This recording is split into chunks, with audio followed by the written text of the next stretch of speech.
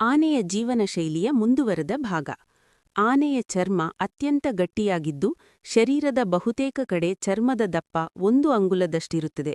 ಆದರೆ ಬಾಯಿಯ ಸುತ್ತ ಮತ್ತು ಕಿವಿಗಳ ಒಳಭಾಗದಲ್ಲಿ ಚರ್ಮವು ಅತಿ ತೆಳುವಾಗಿರುವುದು. ಆನೆಯ ಕಿವಿಯ ಹಿಂಭಾಗವು ಹೆಚ್ಚು ಮೃದುವಾಗಿದೆ. ಆನೆಗಳು ಸ್ನಾನದ ನಂತರ ತಪ್ಪದೆ ಮೈಮೇಲೆ ಧೂಳು ಮತ್ತು ಮಣ್ಣನ್ನು ಎರಚಿಕೊಳ್ಳುತ್ತವೆ. ಕೆಸರಿನ ಕ್ರೀಡೆಯು ಆನೆಗೆ ತನ್ನ ದೇಹದ ಹೆಚ್ಚುವರಿ ಉಷ್ಣವನ್ನು ಹೊರಹಾಕುವಲ್ಲಿ ಸಹಕಾರಿಯಾಗಿದೆ. ಆನೆಯ ಕಾಲುಗಳು ನೇರವಾದ ದೊಡ್ಡ ಕಂಬಗಳಂತಿರುತ್ತವೆ.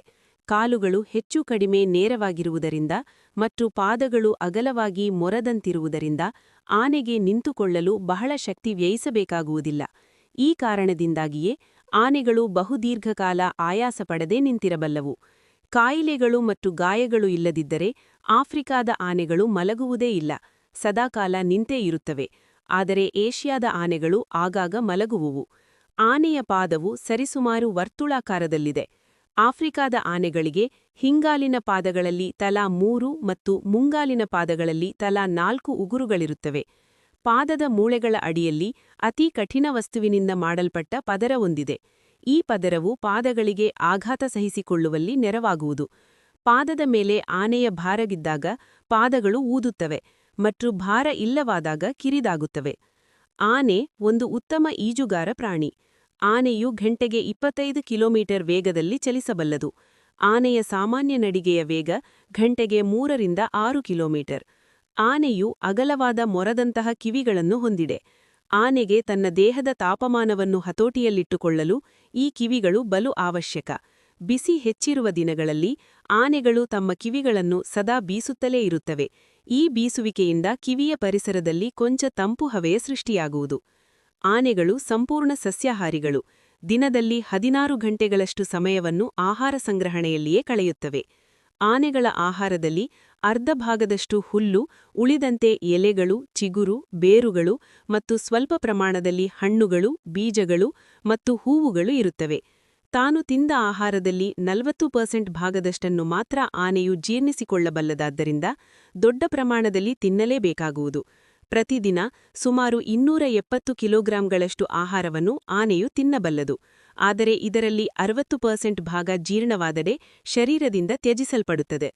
5 ಕಿಲೋಗ್ರಾಂಗಳಷ್ಟು ತೂಕವಿರುವ ಆನೆಯ ಮೆದುಳು ನೆಲದ ಮೇಲಿನ ಯಾವುದೇ ಪ್ರಾಣಿಯ ಮೆದುಳಿಗಿಂತ ದೊಡ್ಡದು. ಆನೆಯು ಅತಿ ಬುದ್ಧಿಶಾಲಿಯಾದ ಪ್ರಾಣಿಯೆಂದು ಹೆಸರಾಗಿದೆ. ಆನೆಯ ಕಿವಿ ಬಲೂ ಸೂಕ್ಷ್ಮ ಮತ್ತು ಗ್ರಾಣಾಕ್ಷಕ್ತಿ ಕೂಡ.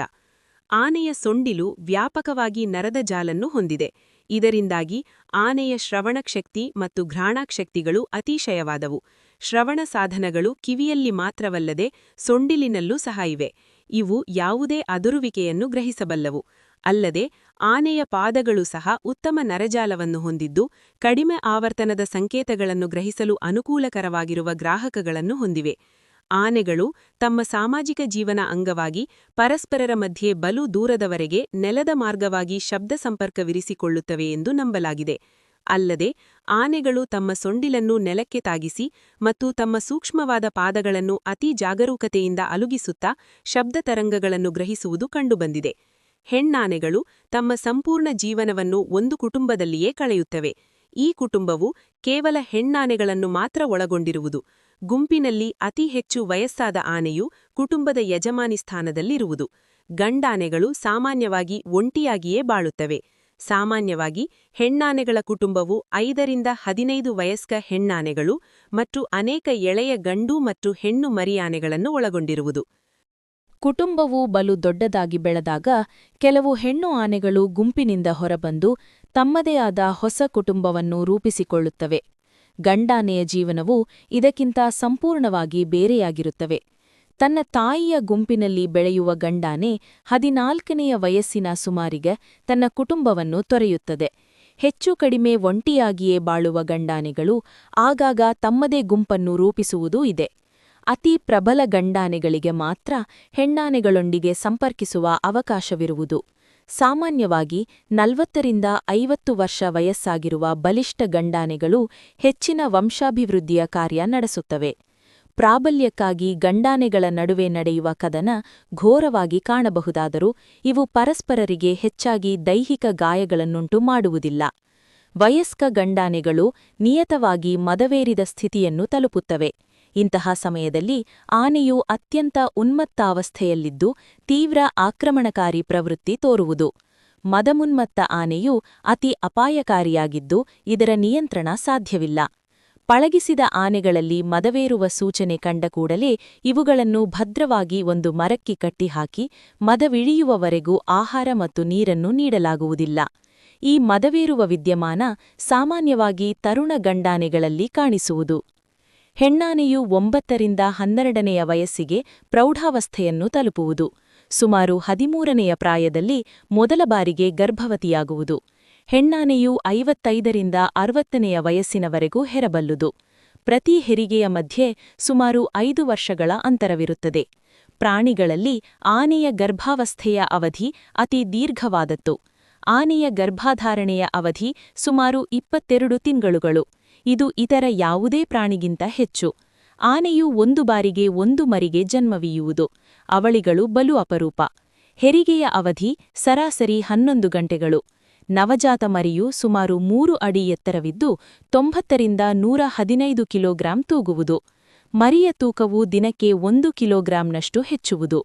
ಕಾಡಿನಲ್ಲಿ ಗರ್ಭವತಿ ಆನೆಯ ಮತ್ತು ನವಜಾತ ಶಿಶುವಿನ ರಕ್ಷಣೆಯನ್ನು ಉಳಿದ ಹೆಣ್ಣಾನೆಗಳು ಮಾಡುವುವು. ಶಿಶುವಿನ ಜನನವಾದ ತಕ್ಷಣದಿಂದಲೇ ಅದರ ಪಾಲನೆ ಮತ್ತು ಪೋಷಣೆ ಗುಂಪಿನ ಎಲ್ಲಾ ಹೆಣ್ಣಾನೆಗಳ ಜವಾಬ್ದಾರಿಯಾಡಿಬಿಡುವುದು. ಹುಟ್ಟಿದ 30 ನಿಮಿಷಗಳ ಒಳಗೆ ಮರಿಯಾನೆಯು ತನ್ನ ಕಾಲ ಮೇಲೆ ನಿಂತುಕೊಳ್ಳುವ ಯತ್ನ ಮಾಡುವುದು. ಸುಮಾರು 1 ಗಂಟೆಯ ಒಳಗೆ ತನ್ನ ತಾಯಿಯ ಸಹಾಯದಿಂದ ಇದರಲ್ಲಿ ಯಶಸ್ವಿಯೂ ಆಗುವುದು. ಕೆಲವೇ ದಿನಗಳಲ್ಲಿ ನಿಧಾನವಾಗಿ ನಡೆಯುತ್ತಾ ತನ್ನ ತಾಯಿಯನ್ನು ಹಿಂಬಾಲಿಸಲು ಶಕ್ತವಾಗುವುದು. ಮರಿಯಾನೆಯು ತನ್ನ ತಾಯಿ ಹಾಲನ್ನು ಬಾಯಿಯ ಮೂಲಕವಾಗಿ ಹೀರುವುದು. ಸೊಂಡಿಲನ್ನು ಉಪಯೋಗಿಸುವುದಿಲ್ಲ. ಮರಿಯಾನೆಯು ದಿನಕ್ಕೆ ಸುಮಾರು 11 ಲೀಟರಿನಷ್ಟು ಹಾಲನ್ನು ಕುಡಿಯುವುದು. ಸುಮಾರು 2 ವರ್ಷಗಳವರೆಗೆ ಮರಿಯು ತಾಯಿ ಹಾಲನ್ನು ಕುಡಿಯುವುದು. ಮರಿಯಾನೆಯು ಎಲ್ಲವನ್ನೂ ಇತರ ಆನೆಗಳನ್ನು ನೋಡುವ ಮೂಲಕ ಕಲಿಯುವುದು. ಮರಿಗೆ ತನ್ನ ಸೊಂಡಿಲಿನ ಮೇಲೆ ಪೂರ್ಣ ನಿಯಂತ್ರಣ ಸಾಧಿಸಲು ಹಲವು ತಿಂಗಳುಗಳು ಬೇಕಾಗುತ್ತವೆ. ಅಲ್ಲದೆ ಮೊದಮೊದಲು ಮರಿಯಾನೆಯು ತಲೆ ಅಲ್ಲಾಡಿಸಿದಾಗೆಲ್ಲ ಸೊಂಡಿಲು ಯಾವುದೇ ಹಿಡಿತವಿಲ್ಲದೆ ರಬ್ಬರಿನ ಕೊಳವೆಯಂತೆ ತೂಗಾಡುವುದು. ಮರಿಯಾನೆಯು ಜನಿಸಿದಾಗ ದೃಷ್ಟಿಯು ಬಹಳ ಕಡಿಮೆಯಿರುವುದರಿಂದ ತನ್ನ ಸುತ್ತಮುತ್ತಲನ್ನು ಅರಿಯಲು ಸೊಂಡಿಲನ್ನೇ ಬಳಸಬೇಕಾಗುವುದು. ಆನೆಗೆ ಸ್ವಾಭಾವಿಕ ಶತ್ರುಗಳು ಯಾರೂ ಇಲ್ಲವೆಂದೇ ಹೇಳಬಹುದು. ಅಪರೂಪಕ್ಕೊಂದು ಮರಿಯಾನೆಯು ಮಾಂಸಾಹಾರಿ ಪ್ರಾಣಿಗಳಿಗೆ ಬಲಿಯಾಗಬಹುದಾದರೂ ವಯಸ್ಕ ಆನೆಯನ್ನು ಹುಲಿ, ಸಿಂಹಗಳಂತಹ ಬೇಟೆಗಾರ ಪ್ರಾಣಿಗಳು ಹಿಡಿಯುವ ಸಾಧ್ಯತೆ ಕಡಿಮೆ. ಇಂತಹ ಪರಿಸ್ಥಿತಿಯಲ್ಲಿ ಆನೆಗಳ ಅತಿ ಮುಖ್ಯ ವೈರಿ ಮಾನವನಾಗಿದ್ದಾನೆ. ದಂತಕ್ಕಾಗಿ ಹೆಚ್ಚುತ್ತಿರುವ ಬೇಟೆ ಮತ್ತು ಶೀಘ್ರವಾಗಿ ನಶಿಸುತ್ತಿರುವ ವಾಸಸ್ಥಳಗಳಿಂದ ಆನೆ ವಿನಾಶದ ಅಂಚಿನಲ್ಲಿದೆ. ನೈಸರ್ಗಿಕ ಕಾಡಿನ ನಾಶ, ಬಿದುರಿನಂತಹ ಅರಣ್ಯ ಉತ್ಪನ್ನಗಳ ಅನಿಯಂತ್ರಿತ ಮತ್ತು ಅವೈಜ್ಞಾನಿಕ ಸಂಗ್ರಹಣೆ, ಅಭಿವೃದ್ಧಿ ಯೋಜನೆಗಳ ಹೆಸರಿನಲ್ಲಿ ಅವುಗಳ ವಲಸೆ ಮಾರ್ಗಕ್ಕೆ ಅಡ್ಡಿ ಇತ್ಯಾದಿ ಕಾರಣಗಳಿಂದ ಆನೆಗಳ ಸಂಖ್ಯೆ ಇಳಿಮುಖವಾಗಿದೆ. ಆನೆಯ ನೆಲೆಯಾಗಿದ್ದ ಪ್ರದೇಶಗಳಲ್ಲಿ ಇಂದು ಮಾನವನು ಕೃಷಿ ಚಟುವಟಿಕೆಗಳಲ್ಲಿ ತೊಡಗಿದ್ದಾನೆ. ಇದರಿಂದಾಗಿ ಆನೆ ಮತ್ತು ಮಾನವನ ನಡುವೆ ಸಂಘರ್ಷವೇರ್ಪಡುತ್ತಿದೆ. ತಮ್ಮ ಆಹಾರದ ಸಹಜ ನೆಲೆಯನ್ನು ಕಳೆದುಕೊಂಡ ಆನೆಗಳು ಇಂದು ಆಹಾರಕ್ಕಾಗಿ ಗದ್ದೆ, ತೋಟಗಳಿಗೆ ನುಗ್ಗುತ್ತಿವೆ.